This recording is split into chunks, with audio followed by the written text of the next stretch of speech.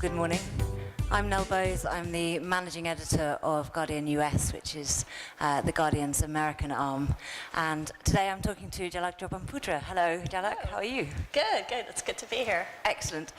Jalak is managing director of a new venture fund worth $120 million in New York. She has quite an incredible resume, I have to say, having spent the last decade and a half working in technology and investment. You formed NYC 2008, which funded early-stage startups in New York. You've trained entrepreneurs from Tanzania to Boulder, Colorado, and you clearly have an amazing sense of social responsibility. I'm going to jump around and ask Jalak a whole range of questions. We might have time for a few questions at the end if we're lucky. I'm not sure how our late start affects our timing. But to begin with, tell me about this new fund that you're starting. Who are you going to invest in and why? Well, it's a fund I'm starting with a partner here in New York. The investor in the fund is a Russian entrepreneur and investor, and his vision is building a global network of funds. And traditionally, venture capital has been a local industry where Silicon Valley investors invested in Silicon Valley, New York investors invested in New York. And now, given the globalization that we're seeing in all industries, I think it's very important for even VCs to be more global. And so this was very attractive to me to start this fund here in the US, to invest in US companies. And we'll be looking at everything from cloud computing all the way through to consumer internet. I think there's going to be obviously great opportunity in the mobile sector, on the infrastructure side, as well as mobile advertising and mobile content. And healthcare and education and all these industries that still need to be disrupted. So we'll be investing in those companies in the United States, and the investors establishing a network of funds throughout the world, and including India, Southeast Asia, Latin America, and Europe. And so we'll help companies that we invest in the US access these markets and vice versa. So I was going to say, what is it that globalization brings to the table? What's the advantage of having that type of range? Well, we live in a very competitive world that's under a lot of economic pressure and limited resources worldwide. And I think accessing resources wherever you can, and the best resources, makes sense in any business these days, and especially in the startup world, to be able to give entrepreneurs access to other markets. I mean, we know that Europe and the US are slowing down in terms of economic growth, but other regions, Indonesia, India, China, have been experiencing phenomenal growth and will continue to do so over the coming decades. So it's really about helping companies here remain competitive and access new markets and allow entrepreneurs abroad to access the great innovation and expertise that exists in the US. So is there any disadvantage to that? I mean, do you somehow lose for your little startups a little protective bubble that they would originally have started off in before having to cope with such wider competition? Sure, and it's a case-by-case basis. To be clear, venture capital is not scalable in terms of, you really, especially the earlier you invest in a company, the more time and you need to spend with the entrepreneur. And, that's my job as a VC, is to help these companies grow, to utilize my network, to utilize the portfolio and the resources within the portfolio to help these companies grow. So first and foremost, it'll be, helping these companies, like I always have, sitting on their boards, introducing them to partners and customers, and if it makes sense, giving them access to these global resources at the right time. So I have a question for you, as partly from my job at the moment. I work for the Guardian US, which is we have a big mothership back home, but we treat ourselves as a little startup in New York. We're trying to make a digital media business model work. We're a small team, and we started really focusing on it in October. What sort of advice would you give us as a VC? Well, I think it's important to get the right team around you. That's the first thing we look at as investors, and making sure that you have a grand vision, but you have steps to get there, and the right steps to get there. I think the media industry is a very interesting one right now. There's still lots of opportunity in it. I mean, we live in this very quick news cycle, as you know, and readers and users of technology are exposed to so much information. So it's important to create information of value, and curation is really big now. And because of all this information that exists, being able to curate and know your customer and curate the right content for them is key. So, because you were involved in investing in Outside In, which is a hyperlocal aggregator of news, among other things, and when you were at Omidyar, they invested in Dig and various other things. So, but is there a tension between the creators of content and the curators of content? What's the future for content, I guess, as a business model over the next few years? Well, it's interesting. I've been in the industry for a while. When I was an investment banker, I did media mergers and acquisitions, and there's always this tension between distribution of content and content itself, and which is king, and that seems to go back and forth. But I've always believed that content is king, and creating good. If you create good content, people will watch it, and people will pay for it, and so I think it's important to focus on that and focus on serving your reader and your customer and knowing them. And when you say people will watch it and people will pay for it, is that a straightforward transaction between the viewer and the producer, or I mean we've heard advertising called the lowest form of revenue. And I wondered what kind of, is there a scope for a range of revenue models there, or do you think that one will come to predominate? Well, that's an excellent point. I think we're seeing a blend of revenue models around content, and really the latest is seeing commerce being linked into content. And we've seen revitalization of e-commerce over the last few years as people have been buying more and more online, and so that's actually a great revenue model around content. If you're providing the right sorts of products and services wrapped in with your content, you can utilize. So you say I've got this audience and I've got this other e-commerce stuff that they will want, and I can package the two together. Okay. I wanted to take you off a bit into your work for Omidyar, which was what you did before this new fund. So, as you guys probably know, the Omidyar network, founded by eBay founder Pierre Omidyar, with the slogan a philanthropic capital investment fund. I want to talk a bit about philanthropy, because that seems to be a theme in your work, and whether this idea of philanthropic investment is really the future of philanthropy.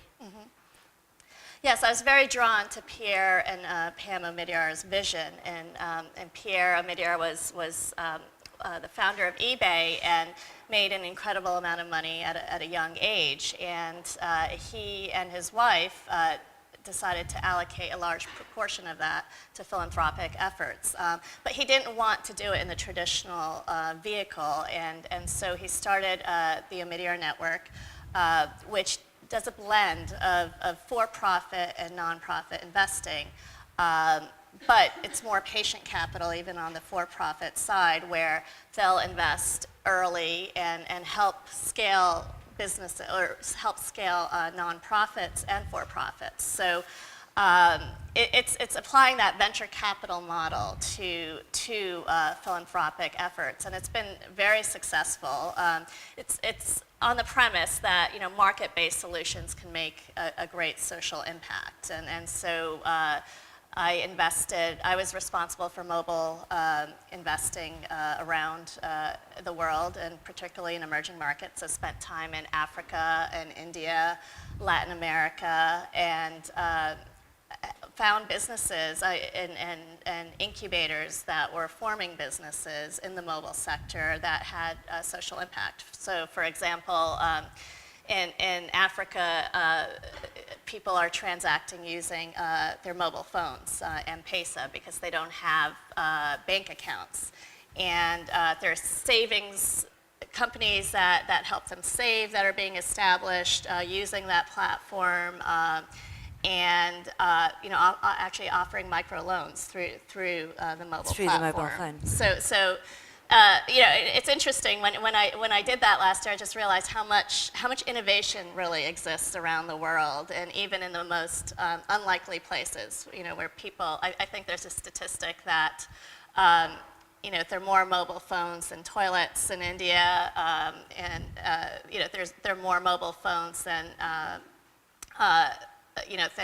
more people have access to mobile phones than water in Africa. And I mean, those aren't great statistics, but it shows you the power of what, if you can reach people on the mobile phone, what you can do. And why is there that penetration? Well, it's interesting. I got into what I do in venture capital and technology to really help innovate and develop the developing world. And when I was 10, I was on a trip to India, and my dad took us to his ancestral village, and we stayed in a hut in the middle of nowhere, and there was no running water. There was a family of 10 sleeping in one little room. And they fed us. They were very warm, very generous with what they had. And when we left, they didn't ask us for money. They didn't ask us for food. They didn't ask us for anything but for batteries for their radio.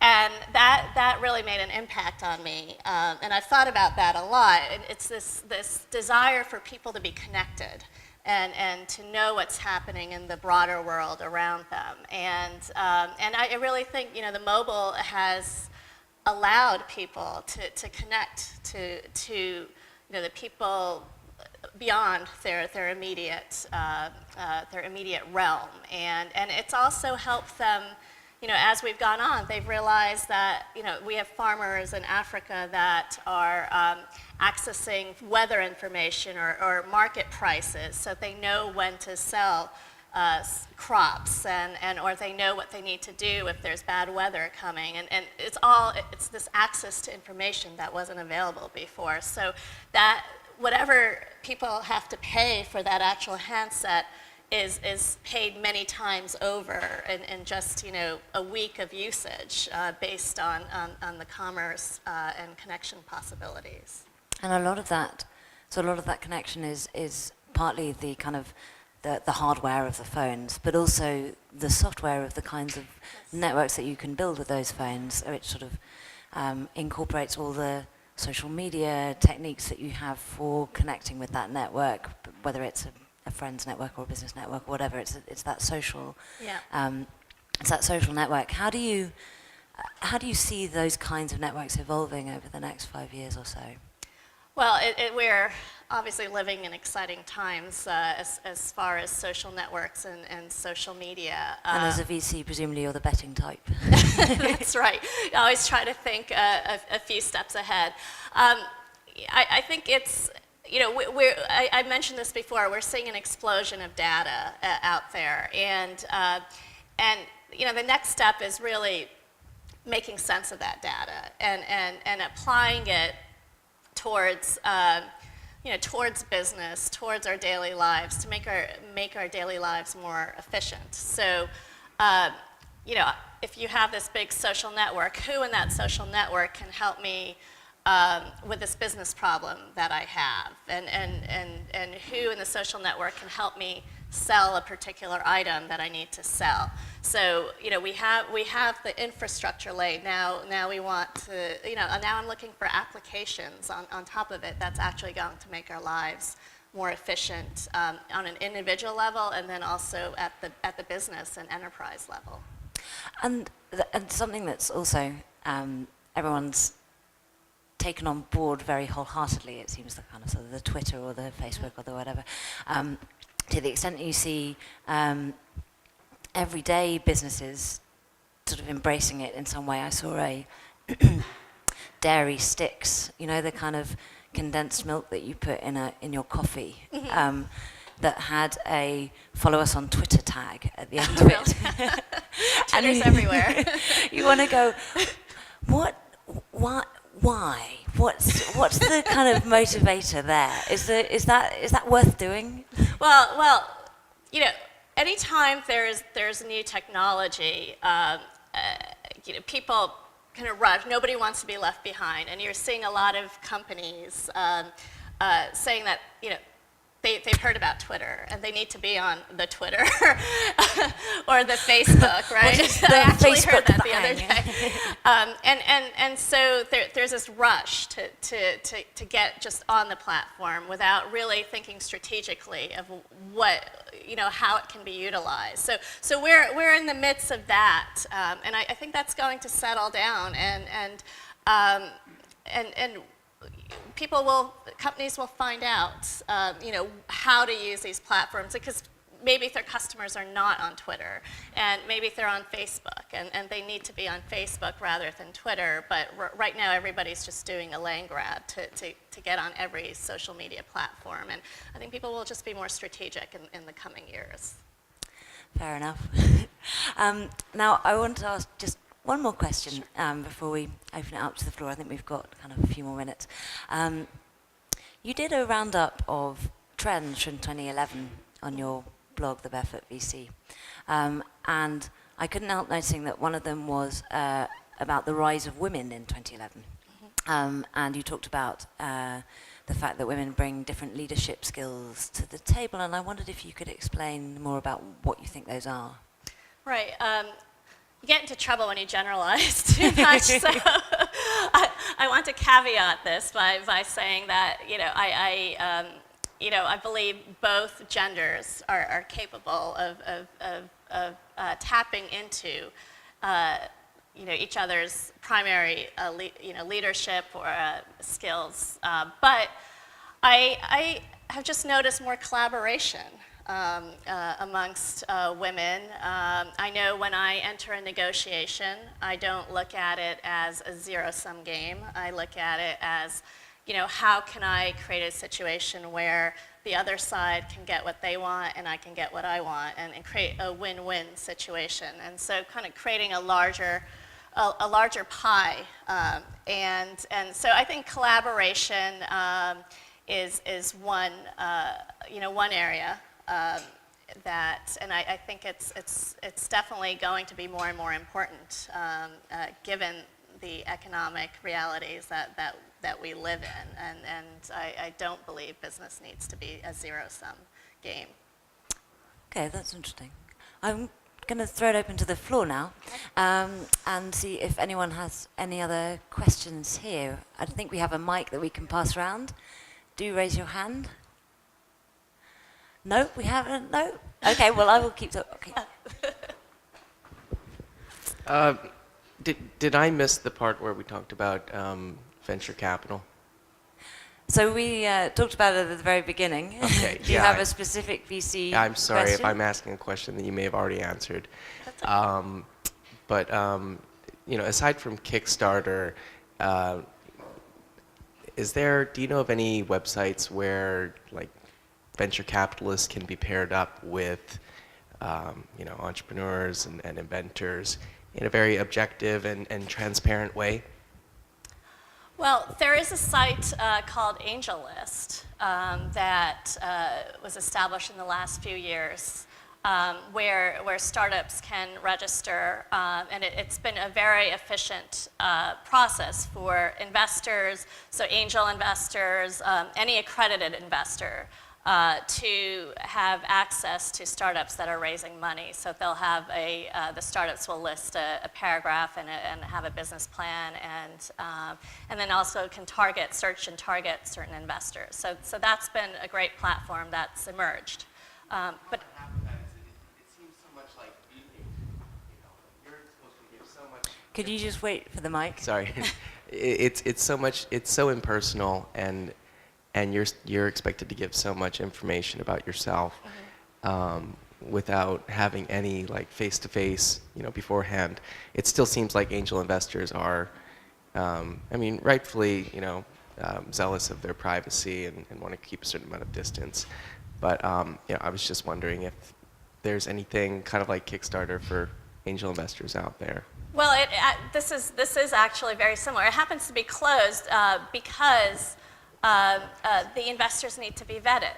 And so that kind of takes care of what you're saying, that there's a comfort level that any company that's listing on the site would have, because the investors are all vetted. They're not just, in Kickstarter, you're completely public. And I would think that in that situation, there would be more reluctance to put up, when we're talking about startups, to put up information that may be proprietary.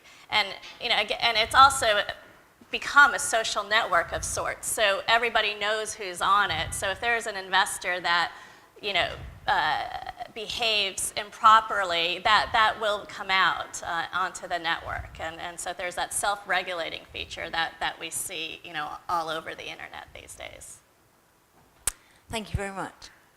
Now, you're giving the keynote on Friday. Yes. To do with micro and macro trends and how they fuel technology. Can you give us just a little insight into what you're going to be saying? Sure. It is, as I said before, it's an exciting time right now globally in technology innovation. And I have some amazing statistics that I'm going to go through in terms of the growth that's expected, on a macro level, population-wise, and then layer it with mobile trends and internet trends, and how much growth in certain regions is still to happen. And then going to go into three areas, three sectors that I think are particularly interesting. One is healthcare, one is money, and so that's mobile payments, and the other is commerce and e-commerce and mobile commerce, and then talk about what's happening in different countries around the world in each of those. Sounds fascinating. I very much look forward to it. Thank you. I'd like to thank you all for coming today, and thank you, Jalak Jobanputra, for talking to me. I've been Nell Bowes, and hope you enjoy the rest of Social Media Week.